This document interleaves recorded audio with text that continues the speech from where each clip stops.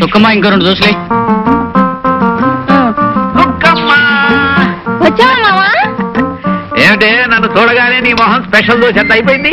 అవదటి మరి నీ మీద మనసెట్టుకున్న దాన్ని నిన్నే మనవాడాలనుకున్న దాన్ని. అవునవును, మనం జీవితాంతం క్షణము అట్లకాడలాగా కలిసి ఉండవలసిన వాడు. ఏది 2 దోశలు పడాయి. తిను మావా. మావా, నన్ను కట్టుకుంటే నా దోశ తింటూ నాతో ఉంటూ బతుకంతా చక్కగా గడపొచ్చు. అరంగుళం మందాన 6 అంగుళాల కైవారం ఉన్న నీ దోశకు అలవాటు పడ్డవాడిని నిన్నుగాక ఇంకెవరిని చేసుకుంటానే? మనం తొందరగా మనవాడేయాలి మావా, లేకపోతే నా కాడి దోసుకొచ్చిన పెత్తి అదవా దొంగ సుత్తు చూస్తున్నాడు. ఆకలితో వచ్చిన వాళ్ళు దేని సుత్తారో తెలియదేటి. అయితే మనం అర్జెంట్ గా మనవాడేయాలి, మన దోశను మనం కాపాడుకోవాలి. అయితే మావా దోశను లాగి చెయ్యి. నీ అమ్మ చెమ్మ చెక్క. వ్యవహారం కాస్త కష్టమైందే కానీ ఫలితం గురించి ఆలోచిస్తుంటే మనసు పరమ ఉత్సాహంగా ఉంది మస్తా. పరశురాంకి సంబంధించిన సరుకు మీద చేయి వేస్తే చాలా ప్రమాదం అనుకుంటాను జాకీ సాబ్. కొడితే ఏనుగు కుంభస్థలాన్ని కొట్టాలి, కొడితే పరశురాం సరుకునే పట్టాలి. నీ అమ్మ చెమ్మ చెక్క. ఆ సరుకు ఎక్కడ దిగుతోంది?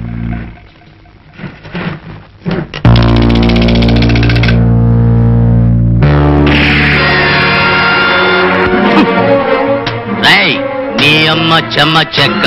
కదిలారంటే తలకాయలన్నీ పుచ్చకాయల్లా పేలిపోతాయి. రై పీటర్, బాస్, ఆ మిగిలిన సరుకంతా లారీలో లోడ్ చేయించి మన స్థావరానికి చేర్పించు. Okay boss. రై వెళ్ళి మీ పరశురాం దగ్గర చెప్పుకోండ్రా, రాజాలా వచ్చి మీ సరుకంతా దోచుకుపోయింది ద గ్రేట్ జాకీ అని. చాలా కాలం తర్వాత ఇవాళ పాత రోజులు మరీ మరీ గుర్తొస్తున్నాయి. ఎందుకో తెలుసా? ఎందుకు బాస్? నా ప్రాణమిత్రుడు నేను కలిసి ఉన్న రోజుల్లో ఒకరి పుట్టినరోజును మరొకరు ఎంతో ఆనందంగా జరుపుకునేవాళ్ళు. అతని పుట్టినరోజు జరిగిన మరునాడే నా పుట్టినరోజు వస్తుంది. దూరమైన ఎన్నేళ్లు అతని ఏ పుట్టినరోజుకి నేను కలవలేకపోయాను, ఏ బహుమతి ఇవ్వలేకపోయాను. కానీ ఈసారి అతని పుట్టినరోజుకి నేను ఒక అద్భుతమైన కానుకను ఇవ్వాలనుకుంటున్నాను. అదేమిటో తెలుసా? ఏమిటి బాస్?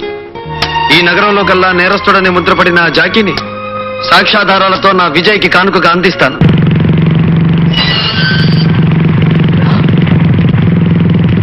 బాస్, ఇన్స్పెక్టర్ వస్తాడు.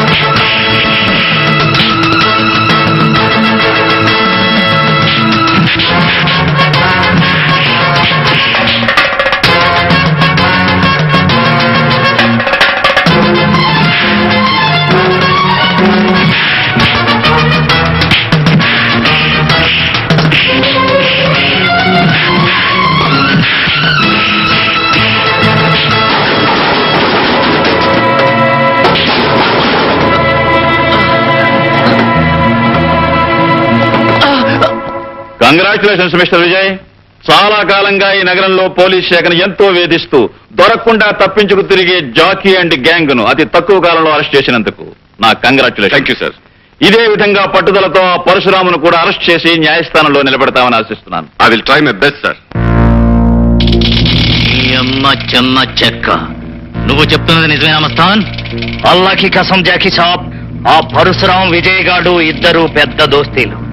ఆ పరశురాం గాడే విజయ్కు బహుమతిగా నిన్ను పట్టించాడు. నీ అమ్మ చెమ్మ చెక్క, నేను వాళ్ళిద్దరి శవాలు కళ్ళ చూసే వరకు కళ్ళు ముయ్యను మస్తాన్, కళ్ళు ముయ్యను.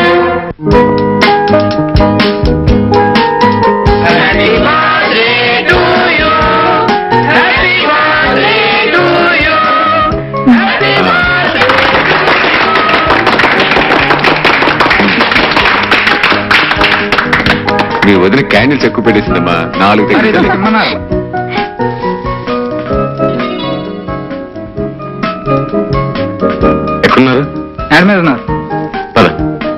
Hi hi Ramu. Vijay, many happy returns of the day. Thanks రా. Thank you very much. సరే, హాల్లోకి రాకుండా ఎక్కడేం చేస్తున్నావు? కమా. వద్దు విజయ్, వద్దు. నువ్వు లా అయితే నేను అవుట్లాని, నీది ఉత్తర ధ్రువం అయితే నాది దక్షిణ ధ్రువం.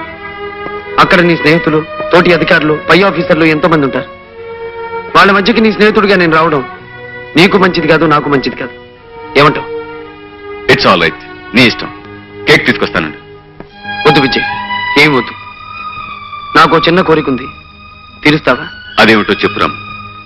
మహాలక్ష్మిలా కనిపించే చెల్లెమ్మ ఒక తీయటి పాట పాడితే వినాలనుంది. నా కోరిక తీరుస్తావా విజయ్? తప్పకుండా లక్ష్మిని పాడమంటాను. ఫ్రెండ్స్ అండ్ వెల్ విషర్స్, నా పుట్టినరోజు సందర్భంగా మా శ్రీమతి ఒక పాట పాడి మిమ్మల్ని అందరినీ ఆనందింపజేస్తుంది. పాటలొచ్చండి. పర్వాలేదు, ఏదో పాట పాడు. వద్దండి ప్లీజ్, అది నా పాడాలి ప్లీజ్. తప్పదు. ఇదిగో.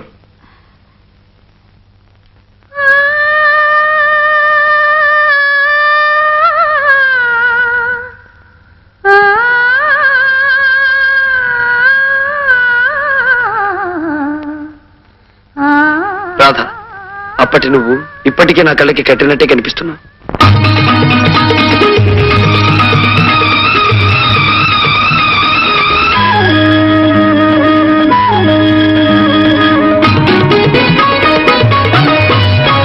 నీ తొలి చూపులోనే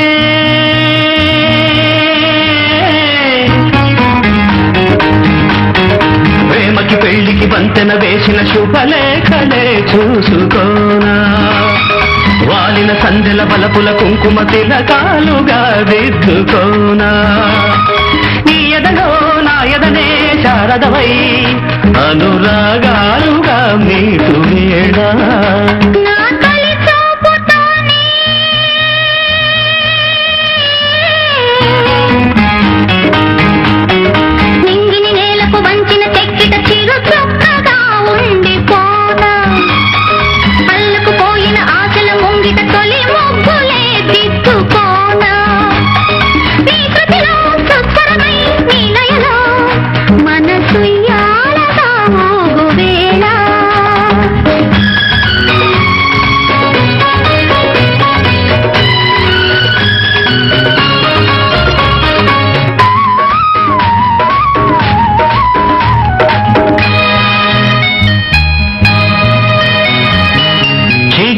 సొగసు చిదిమితేనే దీపమవ్వాలి నా కంటికి, తొడిమలన్నీ పూలు తొడిగి తొలకరించాలి నీ నవ్వుకి.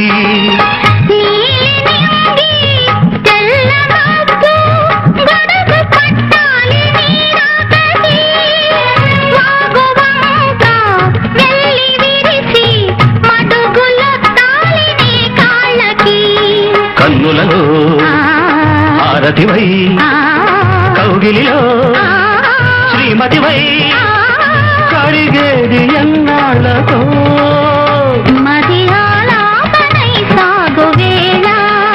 నీ తొలి చూపులోనే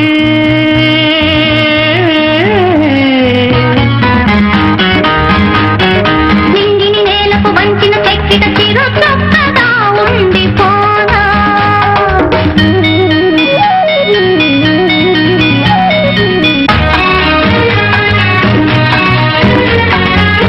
కోకిలమ్మ కొత్త చీర సారెలడగాలి మన పెళ్ళికి కోనసీమ కొబ్బరాకు పందిరెయ్యాలి మన ఇళ్ళకి మాఘమాసాలు ముందు రావాలి మంచి లగ్గాలు చూసి రామచిలకల్ల ప్రేమ పలుకుళ్ళు పెళ్లి మంత్రాలు చేసి కలలన్నీ కాపురమై మమతలకే గోపురమై కలిసేది గన్నాళ్ళకో శుభ శకునాలు పలికేటి వేళ నా తొలి చూపుతోనే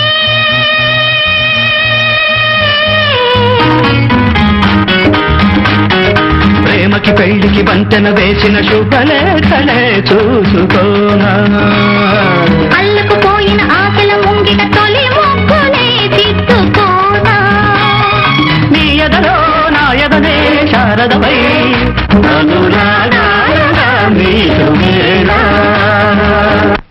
రాము రాము ఇంతలోనే ఎక్కడికి వెళ్ళాడు? Hello, Parashuram speaking. ఏమిటి రాము, ఒక్క మాట అయినా చెప్పకుండా వెళ్ళిపోయావు?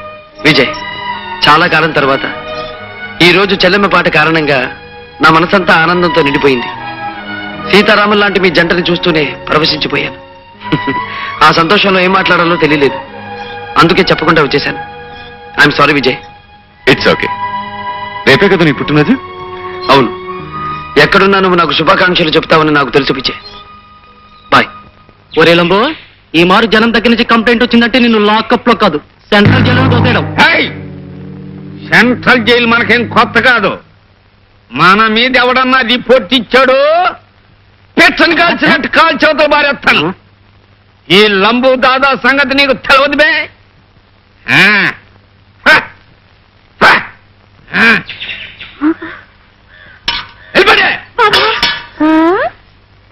ఏ పిల్ల, మనకు దోషై. ఏటి మావు, నన్ను తమాస పట్టిద్దామనా? యాస మార్చేసి మాట మార్చేస్తున్నావు. ఏయ్, నేనెవరినో నీకు తెలుసా? నా తలదేటి, నువ్వు ఎన్ని ఆశాలు వేసినా నేను క్షణంలో తెలుసుకోగలను. నన్ను కట్టుకోబోయేవాడివి, నా దోశ అంటే ప్రాణం పెట్టేవాడివి, నా చేతి చట్నీకి సంబరపడిపోయేవాడివి. ఇదిగో నీకోసం రెడీగా ఉంచాను, తిను మావా. ఏటి మావా అలా చూస్తున్నావు? నా చేతితో పెడితే కానీ తినవా? పెట్టు పెట్టు. మావా, మన మనువు ఎప్పుడు? ఎప్పుడైతే పిల్ల, మనం ఎప్పుడు ఎవరెడీ, ఈ రాత్రికి రెడీ. ఏటి మావోయ్ ఇవాళ ఇంత ధైర్యంగా చెప్తున్నావు? ఇదంతా నీ దోచి మహిమే. అబ్బా ఊరుకో మావా, మంత్రి గారితో చెప్పి ముహూర్తం పెట్టించు. తగిలే కోణ. అబ్బా మావా, మావా, చుక్కమ్మ, దోశల చుక్కమ్మ, మావా, నువ్వు పెట్టే దోశలు తిని నీ తల్లో పూలు పెడదామని వచ్చానే చుక్కమ్మ. ఏటి మావా ఇంతలోనే యాస మార్చేశావు? ఇప్పుడేగా రౌడీలాగా వచ్చి అబ్బా బుగ్గ గిల్లెళ్ళావు. రౌడీలా రావడం ఏమిటే వెర్రి మొహమా? నేను వచ్చింది ఇప్పుడేగా. అలా పద, ముందు దోశెడుదు గారి. ఊరుకో మావా, అమ్మంతో 6 దోశలు మింగేశావు. ఎప్పుడు లేంది. అబ్బా నలిపి నలిపి. ఏమిటి పోలేది? నేను చాలే ఊరుకో మావా, కొత్త సరస నువ్వును. కొత్త సరసమా? రౌడీగాడా?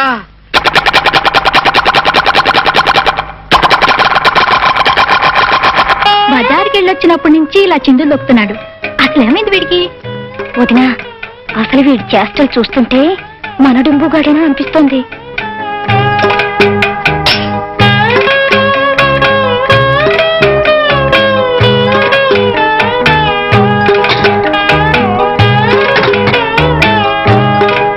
అయిపోయింది అంతా అయిపోయింది. నా పని పూర్తిగా అయిపోయింది. నేనేం పాపం చేశానని అందరూ నన్ను ఇలా అనుమానిస్తున్నారు. అమ్మగారు మీరైనా చెప్పండి, నేనే కదా? అవును, నువ్వేగా. చిన్నమ్మగారు మీరు చెప్పండి, నా మొహం నాదే కదా? నీ మొహం నీది కాకపోతే ఇంకొకటి ఎలా అవుతుంది? నా మొహం నాదైనప్పుడు నేను లేకుండా నా మొహం లాంటి మొహంతో మరోడు ఉండటానికి ఎలా వీలవుతుంది చెప్పండి. డొంబు, నీకేదో గాలి సోకినట్టుంది. కాసిన మిరపకాయలు దిష్టి తీసుకొని మూల కూర్చోయిపోటికి. అసలు నా పరిస్థితి మీరు అర్థం చేసుకోరు ఏమిటండి? ఈ కత్తి లాంటి కత్తి ఇంకోటి ఉండొచ్చు, ఆ గిన్నె లాంటి గిన్నె ఇంకోటి ఉండొచ్చు, కానీ నా మొహం లాంటి మొహం ఇంకోటి ఉంటుందా చెప్పండి. వదినా, నువ్వు చెప్పినట్టే వీడికేదో అయింది. డింబు, దిష్టి తీసుకున్న తర్వాత కొంచెం మిరియాల కషాయం, నిమ్మకాయ రసం కూడా తీసుకో, పిచ్చి కుదురుతుంది. రావదునా? వీళ్ళు చూస్తే ఇలా అంటున్నారు, బజార్లో వాళ్ళు చూస్తే అలా అంటున్నారు. ఏదో జరుగుతుంది, అదేదో నేనే తెలుసుకుంటాను. అప్పులు చేయటమే వృత్తిగా పెట్టుకున్న మనిషి గురించి, చట్టం పట్టుకోవాలనుకునే మనిషి గురించి మీరెందుకంటే ఆలోచించడం? అలాంటి నేరస్తుని మర్చిపోవాలండి. ఏ మనిషి అమ్మ కడుపులోంచి నేరస్తుడిగా ఈ లోకంలో అడుగు పెట్టడం? కాలమనే ప్రవాహంలో, విధనే తుఫాన్లో చిక్కుని